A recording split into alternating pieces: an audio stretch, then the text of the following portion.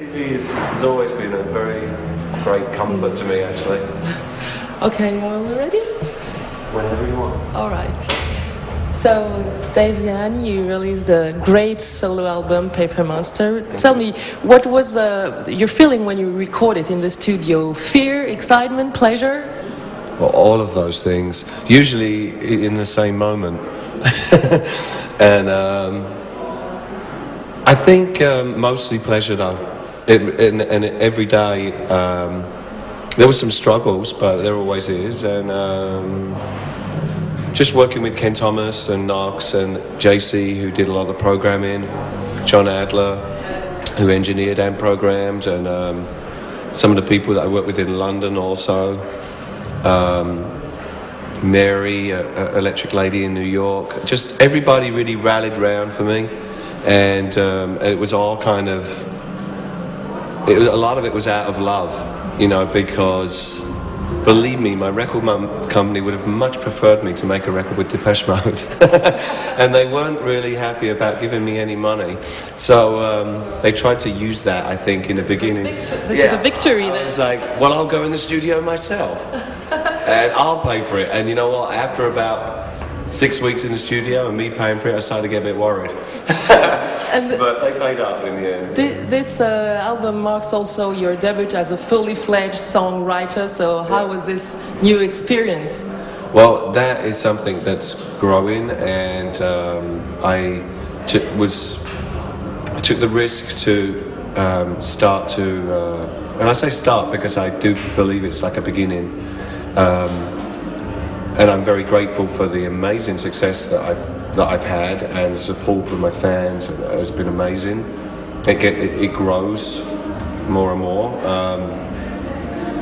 and I couldn't have really asked for more. But it's great for me. I've laid a foundation for something that is going to allow me to experience more of that. And I think the experience that I want is to work with more people, and hopefully to work with Victor and Martijn and Vince and Knox in the studio as a band, because I believe that we have a great energy together. What strikes in this album is that you don't appear as a rock star hidden behind a mask. You really reveal yourself. Yeah. So why this need? Well, it just wasn't working anymore.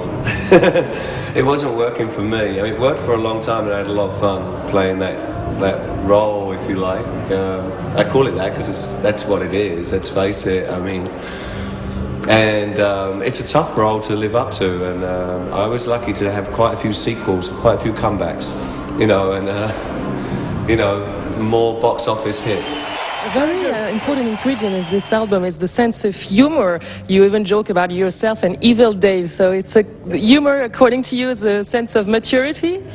Yeah, and having fun with it too, because let's face it, it's at the end of the day, in the words of Mick Jagger, it's only rock and roll, and I kind of like it, and we have fun playing it, and you know, you can't take yourself too seriously. I'm very serious about the music that you know, I'm lucky to be a part of, and the gifts that are given to us and given to me. But when you're up there on stage, you know, there's all these different range of emotions that come. But bottom line is, you got to have fun, you know. This Evil Dave, that dark side of yourself, maybe it's more discreet now, no? Leave you in peace, no? He doesn't rear his ugly head as much as he used to. But you still can. I can still like get up there with the best of them. You know, you want to fight, then I'll give you a good one. But you know, it might not get you right now, but it will get you later. You know, but it's not something that I can. You know, and I was never like, friends of mine always say to me, you know, you were never really mean and never really nasty, and. But, you know, I was to myself, and in doing so, there was a lot of friends and family and stuff that I hurt along the way, and that's something that I do have control over, and I don't want to do that anymore. There's too much hurt out there in the world already, so if I can bring a little love to people in my own way, then that's what I'm going to try and do, even if there is some darkness and in there too, because that's life. In this album, you explored different musical territories. Some tracks remind a little bit Lou Reed, Johnny Cash. So was it a kind of tribute to the musicians you like, or music? I definitely think that there is a very wide range of influences which I allowed to just flow through.